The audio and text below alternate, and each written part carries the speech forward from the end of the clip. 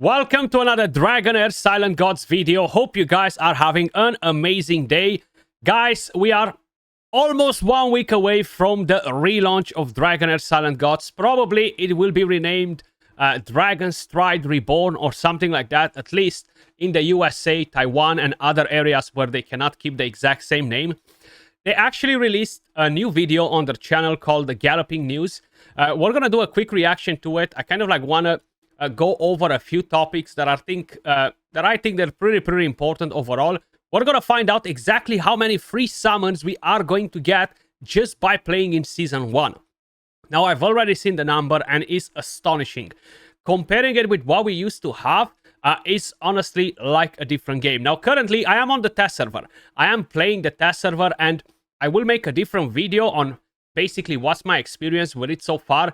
I'm really surprised in a very good way. So many good changes.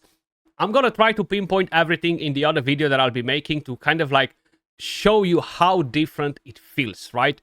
But without further ado, let's have a quick look at their video and see what the developers are talking. We're actually gonna be able to see, I think, the game director in here saying a few things as well.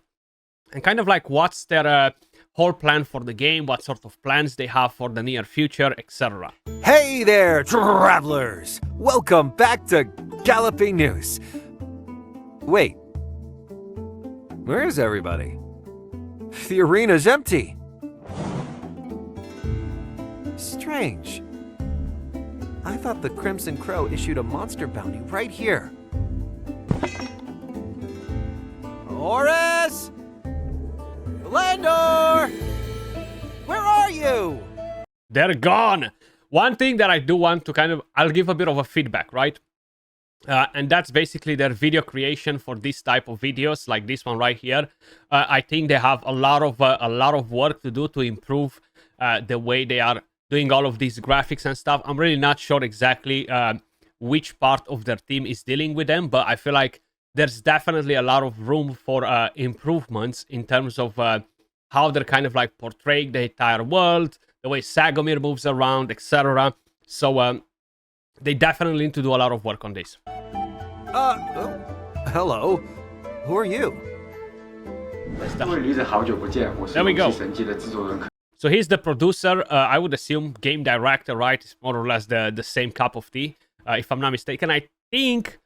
I think maybe I've met him in the past, but I'm not 1000% sure. Maybe it was somebody else, but either way, I will definitely try to somehow organize maybe a meeting with some of their developers, game director, maybe Cosimo right here, and actually maybe sit down and have a chat with him, maybe do a video on some of the pinpoints related to the game and stuff. I'll definitely start cracking on it after the video and try to reach out to see if I can organize something like that. I would love to have something like that, to have one of them on the channel and discuss a bit about the game and stuff. Thank all the travelers who have stayed with us. I still vividly remember the winter of 2023, when the sweeping changes of the times plunged our team into crisis. It was all thanks to the overseas players who wrote, "We're willing to wait forever" during the Moonlight Festival, that we managed to find the strength to weather the storm and complete our team's restructuring. The Reborn version has been tested and optimized on the Chinese mainland version, and will soon release to players worldwide, including the US and Taiwan servers, which will be relaunched, featuring easier progression, richer strategy, more substantial benefits. I cannot explain you till you guys get to play it to see how big of a difference it makes and how much better it is. But once again, we're going to discuss about this topic in the other video that I have planned.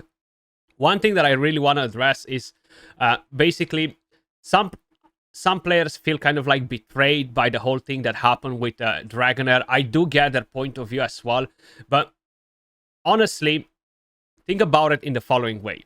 I know some different creators, they try to create a lot of drama and make it all about themselves and saying that no, they've done this intentionally, they just want to screw the player base and that's why they've done it.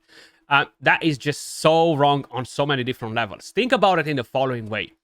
What business owner, what business would want to remove themselves from one of the best markets in the world, right? Nobody, because that's where they get most of their income coming, right? So if I would have a business, if you would have a business, you wouldn't want to remove that business from one of the best markets in the game unless you are forced to do so by the law or something that just doesn't allow you to keep it there, no matter how you're trying it, right? And that clearly shows that was all about the laws, and that's why they were not allowed to keep the game on the US market anymore. They did go through a lot of issues with ByteDance owning the company, right? Then they decided to sell most of their gaming companies because they wanted to get out of the gaming.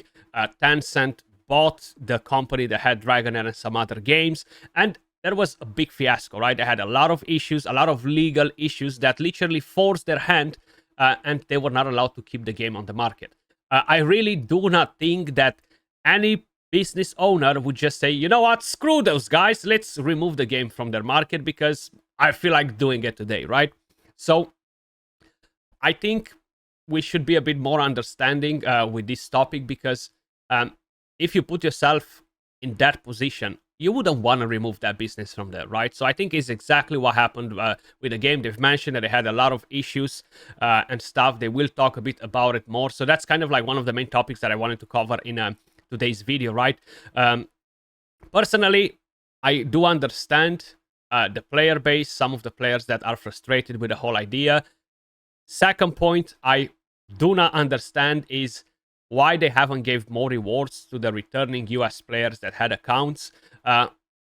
If was my thing, right, my doing, I was literally giving the returning US players way more than I was giving to the other veteran players, regardless of what some players might say. Yeah, I want to get as much free stuff as possible. I get you, right? Me too.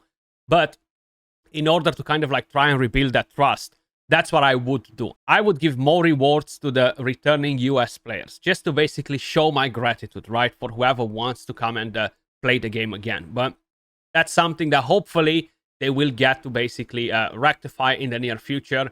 They can introduce some type of different events, maybe something that will reward all of those players a bit better, right?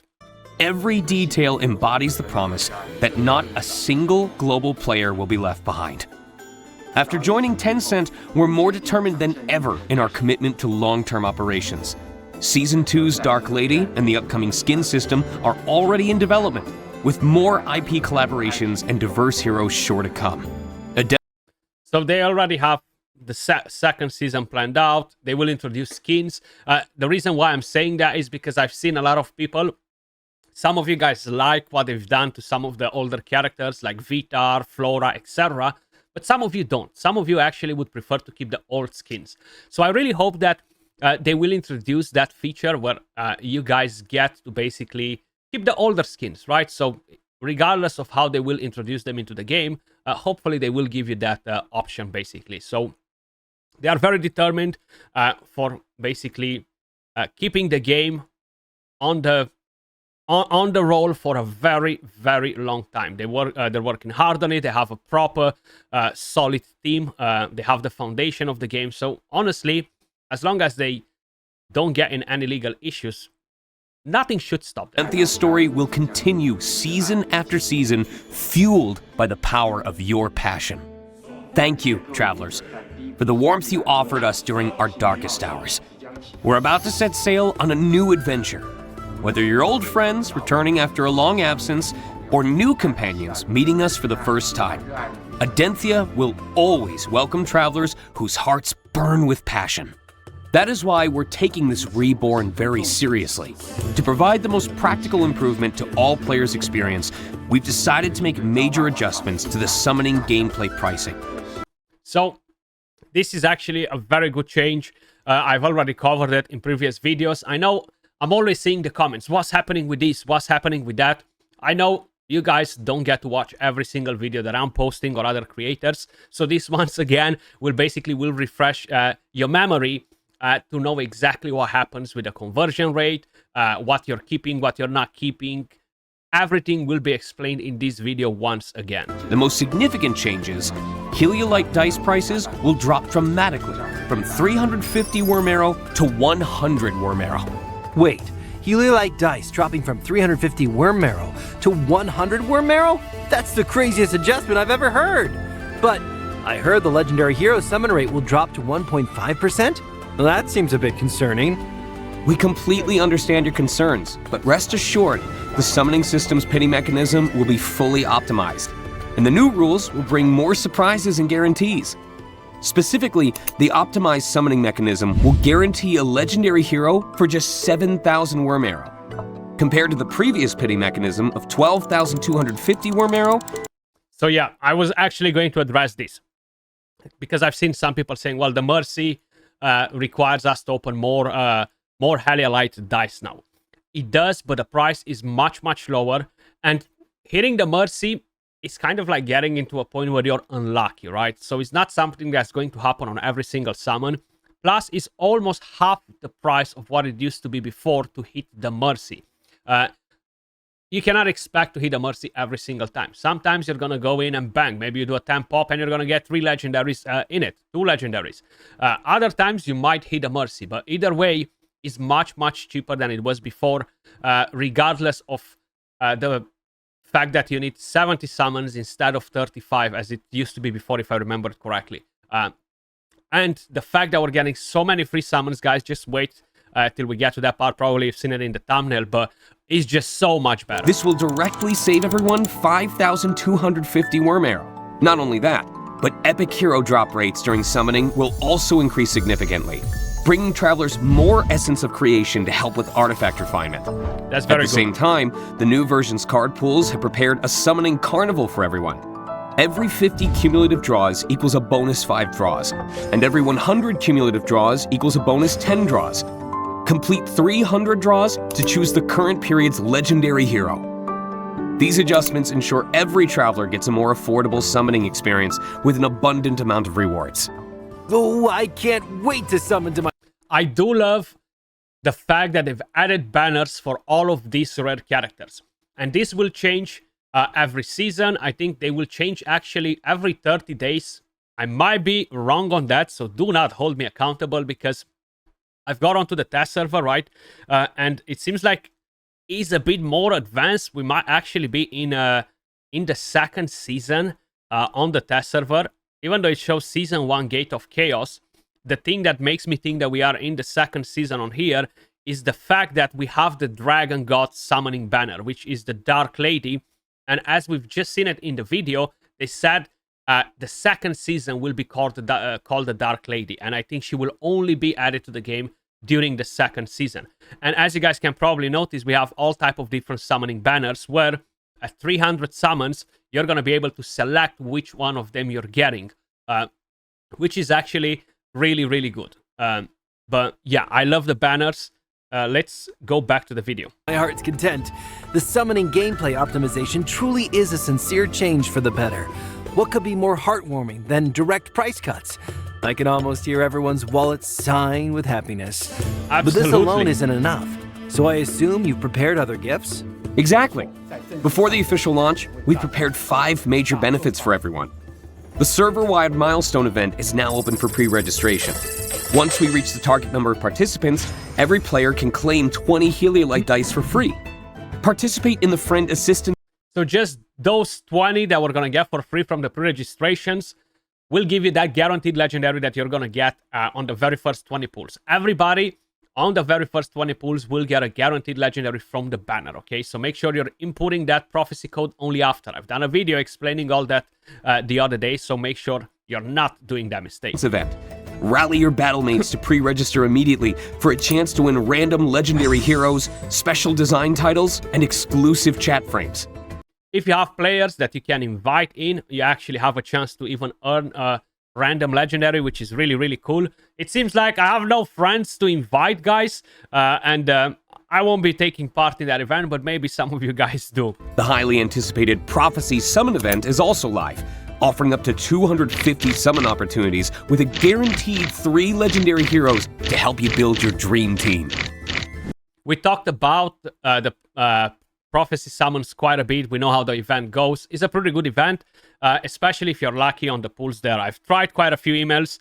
Haven't been extremely lucky, so probably I'm going to have to retry a few more till I get at least one character that I do not have. Additionally, the returning player rewards are ready. Participate in the account appraisal event to exchange for up to 15,000 worm arrow. Assemble your 5-person adventure team, and each member can earn up to an additional 3,000 worm arrow to prepare for the journey ahead. And things are just getting started. Beyond that, the Reborn version launch celebration is ready for all travelers. Login rewards include Legendary Hero Ladelia, Legendary Artifact Scarlet Chess, plus 10 free Heliolite dice. So that's literally in the first 7 days you're going to get that for free. She's actually a pretty good hero. I'm using her quite a bit now on the test server just to kind of like get a better feeling of it. I am planning to make a tier list, guys. I am hoping to get it done by the beginning of next week, before the game actually gets released. The newcomer exclusive Hero Journey gives 15 epic heroes to help you start without pressure and conquer the early game. 7 consecutive days of login rewards daily. That's 14 more free Heliolite dice alone. So seems like we're gonna get another event straight after you're getting the legendary. After 7 days, we're gonna have a second part of it that will give us more summons, which is really, really good as well. Not to mention the 110 Heliolite dice, Mythic Artifact Great Demon Skull, and Legendary Hero Divine Ascetic from the Season Journey activities. The limited... So more summons from here, another free legendary, another mythic artifact, or one mythic artifact, not another because the other one is legendary. You're gonna have a shop from where you can purchase his exclusive, from what I've seen. Overall, pretty damn good. I'm very curious to try this character. I haven't played him yet. Time Divine Ascetic themed event Crackling Thunder has an exchange store for exclusive artifacts and various rich development resources. In your first month online, you can obtain 650 Heliolite dice for... Damn, it's not even the whole season. In my mind, when I watched the video before, right? I thought that was the whole season. In the very first 1 month, you can obtain up to 650 summons, guys. That is massive. Because that will allow you to instantly complete 2 of the banners, select the exclusives that you want, right? Or the characters that you want, and still have some leftovers. Which I think is really, really good. Like, compare it with what we had when we played the first time. Okay, I think we were getting like, what, freaking 20, 30 summons throughout the entire season, just for free. And look at it now, right? It's a completely different story. Free. Under the new summoning rules, every traveler can acquire 9 or more legendary heroes, allowing both new and veteran player characters to easily build top-tier adventure teams. Wow, these events are amazing! Hurry and pre-register for the Reborn version, or you'll regret it for life. Having covered the benefits, we can't forget to explain account resource inheritance for our old friends waiting to return. So I want to cover this last point before we're ending the video. Will the new version launch actually affect our account resources? Rest assured, we remain committed to protecting every adventurer's interests, and that includes account resources, which will be fully protected. In the globally relaunched new version, players' Worm Arrow and Dragon Crystal will be completely preserved at a 1-to-1 ratio. Additionally, due to the new version's comprehensive price reduction adjustments to summoning gameplay, unused Heliolite dice from the old version will be converted at a rate of 350 Worm Arrow each, and they will be smoothly transferred to the new version.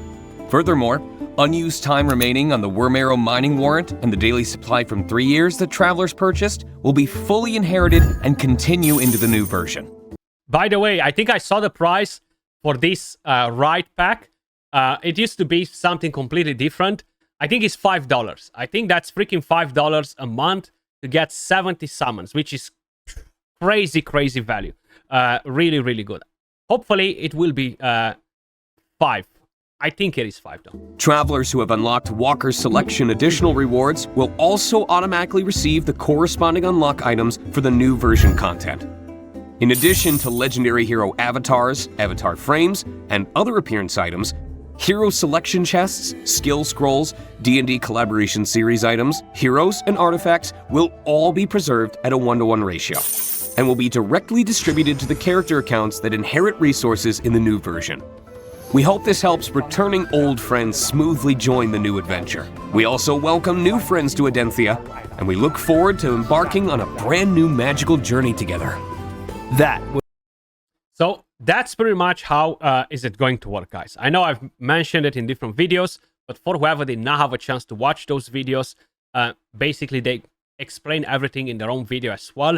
I just wanted to basically share all of this info with you in case if you're not watching that video, kind of like give you my take on the whole situation. 650 summons in the first month is absolutely amazing, in my opinion.